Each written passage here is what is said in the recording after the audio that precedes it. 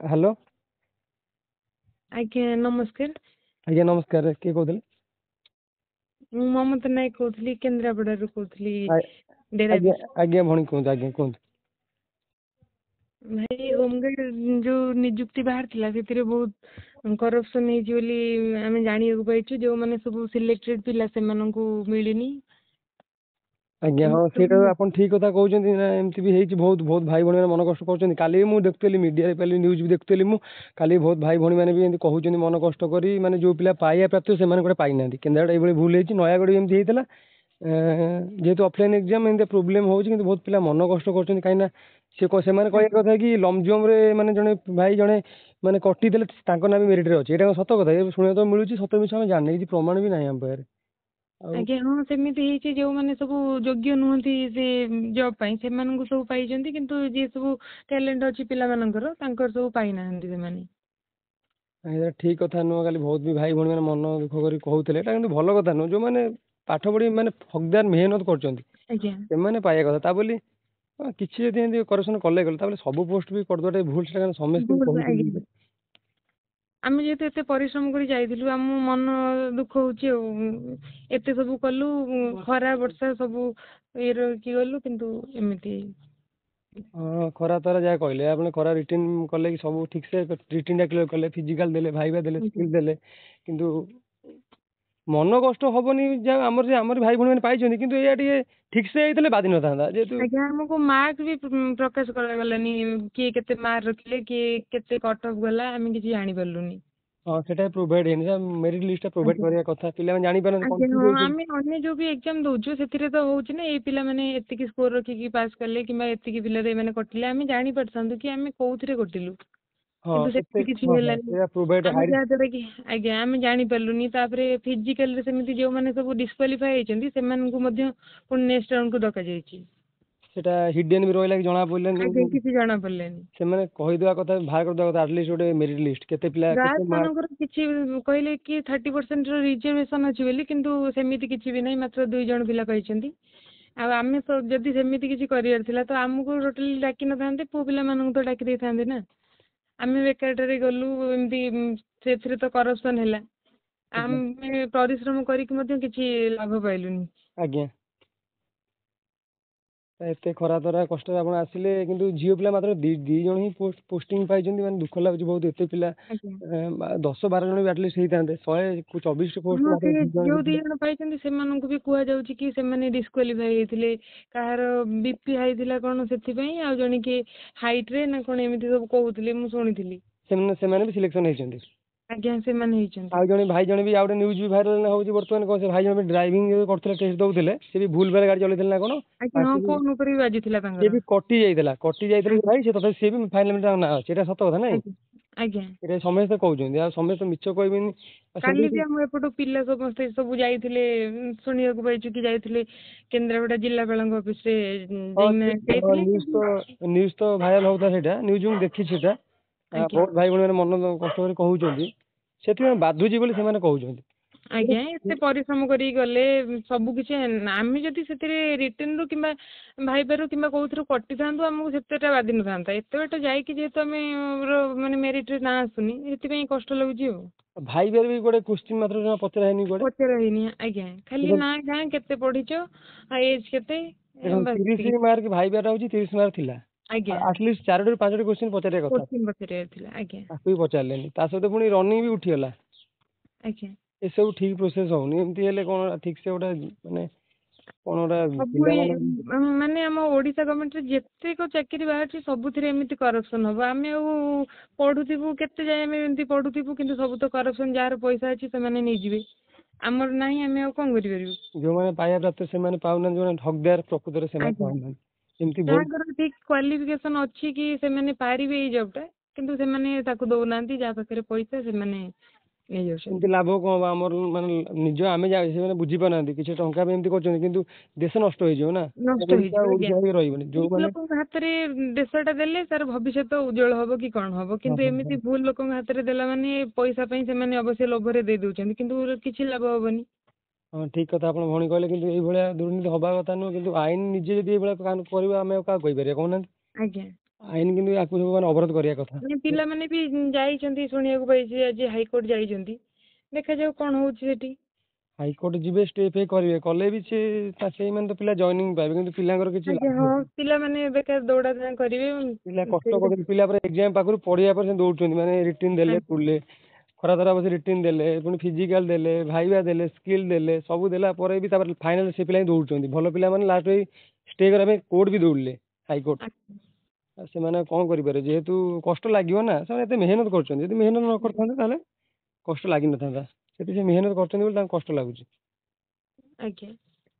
ଏହା ହେଲା କଥା। ଆଉ ଗୋଟେ କଣ ଖବର ବି ଭାଇରାଲ ବର୍ତ୍ତମାନ ଚାଲିଛି, ପିଲା ବି କହୁଛନ୍ତି, ଏଇଟା ତ ମୁଁ ତ ଜାଣିନି, ସିଓର ନୁହଁ, ଏ ଯୋଉ ପଇସା ଯୋଉ ଫୋନ କରି ମାଗିଛନ୍ତି, ଏଇଟା ସତ କଥା ନା? ଆପଣଙ୍କୁ କଲ୍ ଯାଇଥିଲା କି ନା ଆପଣଙ୍କୁ କଲ୍ ଫଲ୍ ଯାଇନି? ନାଇଁ, ମୋ ପାଖକୁ କୌଣସି କଲ୍ ଆସିନି। କିନ୍ତୁ କାଲି ବି ସେ କିନ୍ତୁ କହୁଥିଲେ କହୁଛନ୍ତି ଆଜ୍ଞା, ହଁ କାଲି କାଲି ମୁଁ ବି ନ୍ୟୁଜ ଦେଖୁଥିଲି, ସେମାନେ କହୁଥିଲେ ହେଇଥାଇପାରେ ତାଙ୍କ ପାଖକୁ ଯାଇଥିବ, କିନ୍ତୁ ମୋ ପାଖକୁ କୌଣସି କଲ୍ ଆସିନି। କିନ୍ତୁ ମୁଁ ମୋର ବେଷ୍ଟ ଦେଇଥିଲି। ଆପଣ ବେଷ୍ଟ ମୋର ଆଶା ଦେଇଥିଲେ। ଥିଲା କି ମୋର ହେଇଯିବ ବୋଲି, ଏଥିରେ ହେଇଯିବ ବୋଲି ମୋର ଆଶା ଥିଲା। କିନ୍ତୁ ମୋ ଜାଣିବାରେ ଭଲ ଭଲ ଷ୍ଟୁଡେଣ୍ଟ ଯେଉଁମାନେ ପାଇବା ପ୍ରାପ୍ତ, ସେମାନେ କିନ୍ତୁ ପାଇନାହାନ୍ତି। କାରଣ ମୋ ଆଖିରେ ମୁଁ ବି ଦେଖିଛି, ସାଙ୍ଗ ପିଲା 2-3 ଜଣ ଅଛନ୍ତି, ସେମାନେ ଭଲ ବେଷ୍ଟ ଷ୍ଟୁଡେଣ୍ଟ, ସେମାନେ ରିଟିନ୍ ଭଲ ସ୍କୋର କରିଥିଲେ, ଭାଇବା ସ୍କିଲ୍ ସେମାନେ ସବୁଠାରେ ବେଷ୍ଟ, ବୁଝିଲେ? କାରଣ ସେ ଆର୍ମି ପାଇଁ ଆଜ୍ଞା ଭଲ ଭାବରେ ପ୍ରିପେୟାର ହେଉଛନ୍ତି। ତାଙ୍କ ପାଇଁ ଏଇଟା କିଛି ଆଜ୍ଞା ନୁହଁ, ଏଇ କୋଶ୍ଚିନ୍ ଫୋଶ୍ଚିନ୍ ହେଲା କି ଏସବୁ କିଛି ନୁହଁ ତାଙ୍କ ପାଇଁ। ଆଜ୍ଞା ସିଏ ବେଷ୍ଟ ବି ଦେଇଥିଲେ, ତାଙ୍କ ନାଁ ବି ମେରିଟରେ ନାହିଁ। ଆଜ୍ଞା। କିନ୍ତୁ ଯୋଉ ପିଲାମାନେ ପାଠ ପଢୁନାହାନ୍ତି, ଯିଏ କି ମାନେ ଠିକ ସେ ସିଗ୍ନେଚର ବି କରିପାରିବେନି, ସେମାନଙ୍କୁ ସବୁ ରିଟିନ୍ ରେ କ୍ଲିୟର କେମିତି କଣ ସେମାନେ କଲେ? ମାନେ ରିଜନିଂ ଟିକେ କଷ୍ଟ ପଡିଥିଲା, ମ୍ୟାଥ ଗୁଡା ଟିକେ ଡିଫିକଲ୍ଟ ପଡିଥିଲା, ଆମେ ପଢା ପିଲା ହେଇକି ମଧ୍ୟ ଆମକୁ ଟିକେ ଡିଫିକଲ୍ଟ ଲାଗିଲା। ହଁ, କିନ୍ତୁ ଆମର ସେ ସବୁ କ୍ଲିୟର ହେଇଗଲା, ମାତ୍ର ସେମାନେ ସବୁ କେମିତି କଣ ପାଇଗଲେ? ତାପରେ ବି ଆଉ ଗୋଟେ ଯେତେବେଳେ ଏକ୍ଜାମ ବି ହଉଥିଲା, ଆଜ୍ଞା ପଛରେ ବି ସେ ଯୋଉ ସାର୍ ମାନେ ବି କହିଦଉଥିଲେ ପିଲାମାନଙ୍କୁ, ଯୋଉ ପୋଲିସ ଭାଇ ଭଉଣୀ ମାନେ, ସେମାନେ ବି କହୁଥିଲେ ପଛପଟେ। ଅବଶ୍ୟ ଡ୍ରୋନ୍ ବୁଲୁଥିଲା, ଡ୍ରୋନ୍ କ୍ୟାମେରା ବୁଲିଲା ପରେ ବି ସେମାନେ କହୁଥିଲେ ପଛପଟେ। ଆଜ୍ଞା। ତାପରେ ବି ଫିଜିକାଲ ଯୋଉ ସେ ଭାଇ ଜଣେ କଟିଥିଲେ, ତାଙ୍କ ନାଁ ବି ମେରିଟରେ ଅଛି, ସେ ବି ମେରିଟରେ ଅଛି। ହଁ ସମସ୍ତେ ସେମାନେ। ସେଇ କଥା, ସମସ୍ତେ, ମୁଁ ଅବଶ୍ୟ ଜାଣିନି ତାଙ୍କୁ, କିନ୍ତୁ ସମସ୍ତେ କହୁଛନ୍ତି କି ଯିଏ ଡିସକ୍ୱାଲିଫାଇ ହେଇଥିଲେ ସେ ତାଙ୍କର କଣ ଆସିଛି ମେରିଟରେ। ଆଉ ଗୋଟେ କଥା, ଯୋଉମାନେ ବି ପଇସା ଦେଇଛନ୍ତି ସେମାନେ ବି କହିଦଉଛନ୍ତି, ନାଇଁ ଆମେ ଏତିକି ଟଙ୍କା ଦେଇଛୁ, ଆମକୁ ବି କଲ୍ ଆଇଛି କଣ, ହଁ ସିଏ କହିଦଉଛନ୍ତି ଆଜ୍ଞା ହଁ ସେମାନେ ନିଜେ ବି କହୁଛନ୍ତି। ଆଜ୍ଞା ଆଉ ଏମିତି ସବୁ ଆସୁଛି, ତା ସହିତ କଣ କରିପାରିବା ଆମେ, ଯେହେତୁ ନିଜର କିଛି ପ୍ରମାଣ ନାହିଁ। ଯଦି କିଛି ପ୍ରମାଣ ଥାନ୍ତା, କିଛି ଯଦି ଥାନ୍ତା, ଭିଡ଼ିଓ କ୍ଲିପ୍ ହେଲା କି ପଇସା ଦବାରେ କି କଣ, ସବୁ ଆଜ୍ଞା ପ୍ରମାଣ ଥିଲେ ଆମେ ଆଜ୍ଞା ଯାଇ କଣ ହାଇକୋର୍ଟ ହେଲେ ଯୁଆଡେ ହେଲେ ଯାଇକି କେସ୍ ଲଢ଼ି ପାରିଥାନ୍ତେ। ଆଉ ସେମିତି ଖାଲି ଆମେ ଶୁଣିକି ଆଉ କଣ କରିପାରିବା କହୁନାହାନ୍ତି? ଯାହା ଖାଲି ଆଜ୍ଞା ମନ କଷ୍ଟ ହବ, ମନ କଷ୍ଟ। ତା ଛଡା ଆଉ କିଛି ଯେହେତୁ ନାହିଁ। ଏତେ ପରିଶ୍ରମ କଲୁ, ସେଥିପାଇଁ ମନ ଅଟୋମେଟିକ ଖରାପ ହବ ଆଉ। ତଥାପି ପିଲାମାନେ ଡିପ୍ରେସନରେ ପଢାପଢି ବି ଟିକେ ମାନେ କମେଇ ଆଜ୍ଞା ହଁ, ସାରିଲେଣି। ସିଏ ଡିମୋଟିଭେଟ ହେଇଯାଉଛନ୍ତି ପିଲାମାନେ। ଇଏ ପରୀକ୍ଷାରେ ଏମିତି ହେଲା, ଅନ୍ୟ ପରୀକ୍ଷାରେ ମଧ୍ୟ ସେମିତି ହବ, ତାଙ୍କ ମନରେ ସେମିତିକା ଆସୁଛି ନା। ହଁ, ଆମେ ଏଥିରେ ଏତେ ପଢିଲୁ ଏମିତି ହଉଛି, ଏ ଛୋଟ ଚାକିରି ବି ଏମିତି ହେଲା, ଆମେ ଆଉ ଯୋଉ ବି ପକେଇବା ସେଥିରେ ମଧ୍ୟ ସେମିତି ନ ହବ ବୋଲି କିଛି ମାନେ ଅଛି? ନହେଲେ ବି ପିଲାମାନେ ସନ୍ଦେହ ଯେତେ ରହିଗଲା ଗୋଟେ। ଆଜ୍ଞା ହଁ, ରହିଯିବ ସେଟା ଅଟୋମେଟିକ ରହିବ ଆଉ। ଏଥିରେ ଏମିତି ହଉଛି ମାନେ ସେଥିରେ କରପ୍ସନ ନ ହବ ବୋଲି କଣ ମାନେ ଅଛି? ସେମାନେ ପୁଣି ଚୋରି କରୁଛନ୍ତି, ଚୋରି ଉପରେ ସିନା ଚୋରି କରୁଛନ୍ତି। ସେମାନେ ଓପନ ଦେଖୁଛନ୍ତି ଏଇ ଭୁଲ ଭାଲ କାମ ହଉଛି, ତା ଦେହରେ ପୁଣି ଯୋଉ ପିଲାମାନେ ରିଜେକ୍ଟ ହେଇ ତାକୁ ପୁଣି ଫାଇନାଲ ନା, ଯୋଉ ପିଲା ନ ଦେଖିଲେ ବି କହିବେ। ଆଜ୍ଞା ଆଉ ଗୋଟେ କଥା, ମେରିଟରେ ନାଁଟା ନିହାତି ବାହାରିବା ଦରକାର। ମେରିଟରେ କେତେ କଣ ପିଲା ରଖିଲେ, ସ୍କୋର ଗଲା, କଟଅଫ୍ କେତେ ଆଜ୍ଞା ଗଲା, ହଁ, ସେସବୁ ସେଇଟା ଭୁଲ କଲେ ଆଜ୍ଞା ସେସବୁ କହିବା କଥା। ଖାଲି ନାଁଟା ପ୍ରୋଭାଇଡ କରିଦେଲେ ହବନି, ପିଲା ଜାଣିବେ ହବନି। ଗୋଟେ କିଏ କେମିତି କଣ କେତେ ମାର୍କ ରଖିଲେ, କୋଉଥିପାଇଁ ସେ କଟିଲେ, ସେଇଟା ଆମେ ଜାଣିବା ହଁ, କଥା ସେ ନୁହେଁ। ଜାଣିଲେ ଭଲ ଲାଗିବ। ସେ ଆଜ୍ଞା, ଜାଣିପାରୁଛନ୍ତି। ଆମକୁ ବି ଭଲ ଲାଗିବ ଯେ ଆମେ ଏଇଥିପାଇଁ, ଆମେ ହଁ ଏଇଥିରେ ଆମେ ୱିକ୍ ଅଛୁ, ଆମେ ଏଇଥିପାଇଁ କଟିଲୁ। ଆମେ ବି ଜାଣିପାରିଥାନ୍ତୁ ଆମ ଭୁଲ, ନେକ୍ସଟ ଟାଇମ୍ ଏକ୍ଜାମକୁ ଆମେ ସେ ଭୁଲଟା କରିନଥାନ୍ତୁ, କିନ୍ତୁ ଆମେ ସୁଧାରିଥାନ୍ତୁ ସେ ଭୁଲଟା। ହଁ, ଯେ ଆପଣ କରେକ୍ଟ କଥା କହିଲେ ଭଉଣୀ, ଏଇଟା ଟିକେ ଆଜ୍ଞା କରିବା କଥା, ପ୍ରୋଭାଇଡ କରିବା କଥା। ଏଇଟା ଟିକେ କଲେନି, ସେଟା ଆଜ୍ଞା ଭୁଲ କଥା। ଯଦି ବି କରିଦିଅନ୍ତୁ, ଯଦି ବି ପ୍ରୋଭାଇଡ କରିଦିଅନ୍ତୁ, ପିଲା କଣ ପାଇଁ କଟିଲେ, ସେଇଟା ହଉଛି ଆଜ୍ଞା ମୁଖ୍ୟତଃ ସମସ୍ତ ମନରେ ଗୋଟେ କ୍ୱେଶ୍ଚିନ୍, ଆମେ କଣ ପାଇଁ କଟିଲୁ, ମାନେ ଆମର ଭୁଲଟା କୋଉଠି ଥିଲା, କି ନାଇଁ ଆମେ ଜାଣିପାରିବୁ କି ମୋର ସ୍କିଲ୍ ଟିକେ ଭୁଲ ଥିଲା। ଆଜ୍ଞା। ପ୍ରଥମେ କଣ ଖାଲି ଆଉ ଗୋଟେ ଭଉଣୀ ବି ସେ ବାଇଟରେ କହୁଥିଲେ, ମୁଁ ଶୁଣିଥିଲି କି କହୁଥିଲେ ଯେ କଟକ 48 ଯାଇଛି ବୋଲି କହୁଥିଲେ। ତାପରେ ସେ ଯେତେବେଳେ ପଚାରିଲେ କୋଉ ଆର୍ଆଇଙ୍କୁ ଯାଇ ପଚାରିଥିଲେ, ସେ ସେଇଠୁ କଣ କହିଲେ କି ନାଇଁ 32 ଯାଇଛି କଟକ ବୋଲି। ମାନେ ଠିକ କୌଣସି ଏଟାକୁ ଠିକ ଭାବରେ କହୁନାହାନ୍ତି ଯେ ଏତିକି କଟଅଫ୍ ଗଲା ତମର, ଏତିକି ପିଲା ସେଥିରେ ଭଲ ସ୍କୋର କଲେ, ଏତିକି କଲେନି, ସେମିତି କିଛି ପ୍ରୋଭାଇଡ କରାଗଲାନି ଆମକୁ। ସେଇଟା ପ୍ରୋଭାଇଡ କରିଦେବା କଥା। ପିଲା ଜାଣିପାରୁନାହାନ୍ତି ନା, ଆଜ୍ଞା ପ୍ରୋଭାଇଡ କରିଦେଲେ ପିଲା ଜାଣିପାରିବେ ଏଇଟା ଆମ ୱିକ୍ ଅଛି, କି ଏଇଟା ପ୍ରୋବ୍ଲେମ ଅଛି, ଆମେ ତାପରେ ନେକ୍ସଟ ଏକ୍ସାମରେ ଆଉ ସୁଧାରିବୁ, କି ଆମେ ଆଜ୍ଞା ଜାଣିପାରିଲେ ଆମ ଭୁଲଟା ଏଇଠି ଅଛି, କିଛି ଅସୁବିଧା ନାହିଁ। ପିଲା ଆଜ୍ଞା। ଜାଣିପାରୁନାହାନ୍ତି। ଖାଲି ନେମ୍ ବେସିସରେ ସେମାନେ ବାହାର କରିଦେଲେ କି ଏଇମାନେ, ଆମେ ଖାଲି ଜାଣିଲୁ ଯେ ଏଇ ଥାନାରେ ଏଇମାନେ ପାଇଲେ, ଆମେ ବାସ୍ ଏମିତି ଜାଣିଲୁ। କିଏ କେତେ ମାର୍କ ରଖିକି ପାସ୍ କଲେ, କି କଣ କଲେ, ଆମେ ଜାଣିପାରିଲୁନି। ହଁ, ସେଇଟା କହିଦେବା କଥା। ପିଲାମାନେ ବହୁତ ହଇରାଣ, ଜାଣିପାରୁନାହାନ୍ତି। ସେ ଜାଣିଗଲେ ପିଲାମାନେ ଏତେ ଆଉ ଇଏ କରନ୍ତି। ତାପରେ ପଇସା ପତ୍ର କଥା ଯାହା ବି କରପ୍ସନ, ତାକୁ ଛାଡ଼ନ୍ତୁ। ସେ ଯାହା ହଉଛି ହଉଛି, ସେ ତ ଯାହା ହେଲା ହେଲା। ପିଲାମାନେ ବି ଆଉ କଣ କରିପାରିବେ, ବହୁତ ମନ କଷ୍ଟ କରୁଛନ୍ତି। ଆଉ ପିଲାମାନେ ବି, ମୁଁ ବି ତାଙ୍କୁ କହୁଛି ବି, ସେ ପଇସା ଯାହା ହେଲା ହେଲା, ଆପଣ ପଢାପଢି କରନ୍ତୁ, ନେକ୍ସଟ ଏକ୍ସାମ ପ୍ରିପେୟାର ହୁଅନ୍ତୁ। ଆଜ୍ଞା ହଁ ତା ପଛରେ ଏବେ ଟାଇମ୍ ଅଛି, ଲାଭ କିଛି ନାହିଁ। ସେ ଯାହା ହବା କଥା ହୁଁ ହେଇଗଲାଣି, ତେଣିକି ସେ କରପ୍ସନ ହଉ କି ଯାହା ବି ହଉ। ତାପରେ ଆଜ୍ଞା ଲାଭ କଣ? ଆମର କିଛି ଲାଭ ନାହିଁ, ଆମ ଟାଇମଟା ବରବାଦ ହବ, ସେଇ ପିଲା ହିଁ ବର୍ବାଦ ହିଁ ହବ, ପାଇବେ। ଆହୁରି ବି ଆଗକୁ ବହୁତ ଏକ୍ଜାମ ଅଛି, ସେଥିପାଇଁ କିନ୍ତୁ ପ୍ରିପେୟାର ପିଲାଙ୍କର ହବାର ଅଛି। ଦେଖନ୍ତୁ, ପିଲାଙ୍କର ମନର ଦୁଃଖ ନାହିଁ, ସେ ଭାଇ ଭଉଣୀ ମାନେ ପୋଷ୍ଟିଂ ପାଇଲେ ସେମାନେ ଖୁସି, ସେ ତ ଆମର ଭଳିଆ ଭାଇ ଭଉଣୀ ମାନେ, ହୁଁ। କିନ୍ତୁ ଦୁଃଖ ଲାଗୁଛି ଆମ ଏଇଥିପାଇଁ ପ୍ରତି ଯୋଉମାନେ ଅନ୍ୟାୟଟା ପାଇବା ହେଇଛି, ହକଦାର। ସେଥିପାଇଁ ସେ ପ୍ରତିବାଦଟା କରୁଛନ୍ତି ହଁ କି ଏଇ ଯୋଉମାନେ, ଏକ୍ଜାମ ରେ ଏଇଟା ହେଲେ ନେକ୍ସଟ ଏକ୍ଜାମ ରେ ଏମିତି କିଛି ନ ହଉ, ହଁ ସେମାନେ ଖରାପ ନ ହଉ, ସେଥିପାଇଁ ସେମାନେ ପ୍ରତିବାଦ କରୁଛନ୍ତି। ପ୍ରତିବାଦ କରୁଛନ୍ତି। ତାପରେ ସେ କହିବା କଥା ମାନେ ଯୋଉ ପିଲା ପାଇବା ପ୍ରାପ୍ତ ସେମାନେ ପାଇଥିଲେ ମନ କଷ୍ଟ ହେଇନଥାନ୍ତା, ସେମାନେ ପ୍ରତିବାଦ କରନ୍ତିନି। ହେଇଥାନ୍ତା। ଆଜ୍ଞା ଯୋଉମାନେ ପୁରା ଅଯୋଗ୍ୟ କହିବାକୁ ଗଲେ ମାନେ ମାନେ କଟିଛନ୍ତି, ଯୋଉମାନେ ଆଜ୍ଞା କଟିଛନ୍ତି ତାଙ୍କ ନା ଫାଇନାଲ ମେରିଟ୍ ଅଛି ନା, ବାଧିବ, ଟିକେ କଷ୍ଟ ଲାଗିବ। ଆଜ୍ଞା ପୁଣି ପିଲାଙ୍କ ଆଖି ଆଗରେ କଟିଛନ୍ତି ପୁଣି, ହଁ ଆଉ ପୁଣି ତାଙ୍କ ଗାଁ ପାଖ ପିଲା ବି ଏମିତି ଅଛନ୍ତି, ସିଏ ବି କହୁଛନ୍ତି ଆମର ଘର ପାଖ ପିଲା ସେ କଟିଥିଲା ଲଙ୍ଘ ତା ନାଁ ମେରିଟ୍ ଅଛି, ହଁ ନିହାତି ପିଲା ମାନେ ଅବରୋଧ ଆଜ୍ଞା କରିବେ। ହଁ ଏଇଆ ଟିକେ ପ୍ରୋବ୍ଲେମ ହଉଛି ଆଉ। ଆଜ୍ଞା ହେଲା କଥା, ଆପଣ ବି ମାନେ ଫାଇନାଲ କଟିଛନ୍ତି ନାଇଁ? ଆଜ୍ଞା ହଁ ମୁଁ କଟି ଯାଇଛି। ଆଜ୍ଞା ମନ କଷ୍ଟ କରନ୍ତୁ ନା, ଆଗକୁ ତ ଭଲ ଭଲ ପୋଷ୍ଟ ଆସୁଛି, ଆମେ ମୋର ପଢ଼ାପଢ଼ି ସବୁଥିରେ କରନ୍ତୁ। କିନ୍ତୁ ଭଲ ଥିଲା, ମୁଁ ଭାଇ ଭାଇ ବି ଯାହା ପଚାରିଥିଲେ କହିଥିଲି, ସ୍କିଲ୍ ଟେଷ୍ଟ ଆଉ ଯୋଉ ଟ୍ରେଡ୍ ଟେଷ୍ଟ ଯୋଉଟା ଦେଇଥିଲେ ମୁଁ କମ୍ପ୍ୟୁଟର ଦେଇଥିଲି, ସେଥିରେ ବି ମୋର ଠିକ୍ ଠାକ୍ ଯାହା କହିଲେ କରିବା ପାଇଁ ମୁଁ କରିଦେଇଥିଲି। ହଁ ଏହା ଆଉ ଟିକେ ହାଇଟ୍ ୱେଟ୍ ବି ମୋର ଠିକ୍ ଠାକ୍ ଥିଲା, ଆଉ ତାପରେ ବି କାଟିଲେ ଆଉ। ଏସବୁ ଯୋଉ ଭୁଲ ଭାଲ ସବୁ ହଉଛି, ଅଲଗା ଡିଷ୍ଟ୍ରିକ୍ଟ ପିଲାମାନେ ବି ସେମାନେ ବି ମାନେ ନିଜକୁ ମାନେ ସେମାନେ ଭାବୁଛନ୍ତି ଆମର ଏମିତି ହେଇଯିବ କି, ଆମର ସେମାନେ ବି ଆଜ୍ଞା ହଁ ଭୟ କରୁଛନ୍ତି। ନୟାଗଡ଼ରେ ବି ଏମିତି ହେଇଥିଲା। ସେମାନେ ହଁ ନୟାଗଡ଼ ଏମିତି ହେଇଥିଲା, ଏ କେନ୍ଦ୍ରାପଡ଼ା ଏମିତି ଶୁଣିବାକୁ ମିଳୁଛି, ପୁଣି ଅଲଗା ଯୋଉ ଡିଷ୍ଟ୍ରିକ୍ଟ ଏକ୍ଜାମ ହେଇନି ସବୁ ସେମାନେ ବି ଭୟ କଲେଣି, ଆରେ ଆମର ଆଜ୍ଞା ସେମିତି କରେକ୍ସନ ହେଇଯିବ କି? ହଁ ଯେହେତୁ ଗୋଟେ ଜାଗାରେ ଏମିତି ଭୁଲ ହେଲା ମାନେ ତ ସବୁବେଳେ ସେଇଆ ହବ ନା, କାହିଁକିନା ପୋଷ୍ଟ ଏକା ଆଜ୍ଞା ସେଇ ହୋମଗାର୍ଡ ଗୋଟେ ସେ ହୋମଗାର୍ଡ।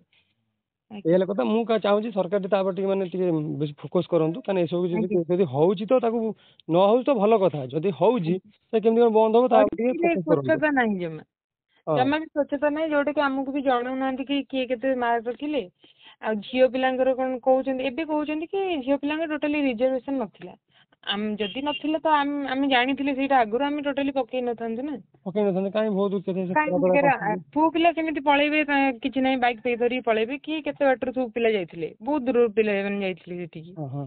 ତାଙ୍କୁ କଷ୍ଟ ଲାଗିବନି ଏତେ ପରିଶ୍ରମ ଜଣେ କରିକି ଚାକିରି ପାଇଁ ପୁଣି ଘର ପରିସ୍ଥିତି ଖରାପ ହେଲେ ଜଣେ ଚାକିରି କରିବାକୁ ଇଚ୍ଛା କରେ, ଆଜ୍ଞା ହଁ ଆଉ ଆପଣ ଯଦି ସେମିତି ଯାହାର ତ ଭଲ ଚଳାଚଳ ଅଛି, ସେମାନେ ଆଉ କାହିଁକି ଇଏ କରିବେ, ତାଙ୍କର ତ ପଇସା ଫୋପାଡ଼ି ଦେଲେ ତାଙ୍କର ଚାକିରି ହେଇଯାଉଛି, ଆଉ ତାଙ୍କର ଚାକିରି ନ କଲେ ମଧ୍ୟ ତାଙ୍କର ଚଳିବ, କାହିଁକି ନା ତାଙ୍କର ପଇସା ହେଲା।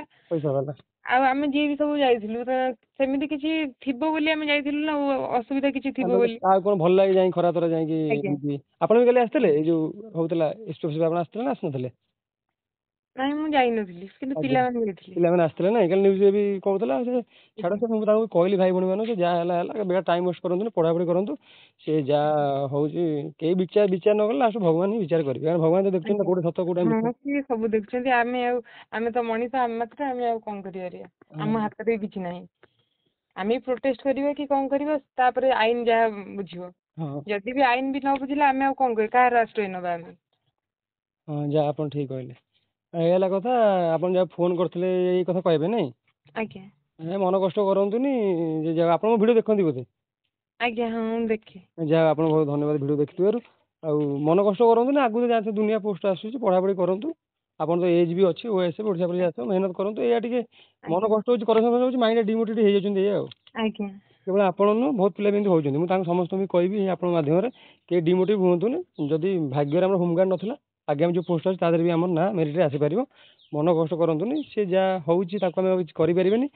ତାକୁ ଯଦି ଯାହା କରିବେ ଭଗବାନ କରିବେ, ନହେଲେ ସରକାର ଯଦି ବିଚାର କରିବେ କରିବେ, ନହେଲେ ଆମେ ଆମ କର୍ତ୍ତବ୍ୟ କରିଚାଲିବା, ତେଣିକି ଭାଗ୍ୟରେ ଯାହା ଥିବ ସେଇଆ ହବ। ନା କଣ କହୁଛନ୍ତି କୁହନ୍ତୁ? ଆଜ୍ଞା ଆଜ୍ଞା, ନା ଆଉ କିଛି କହିବେ ନା?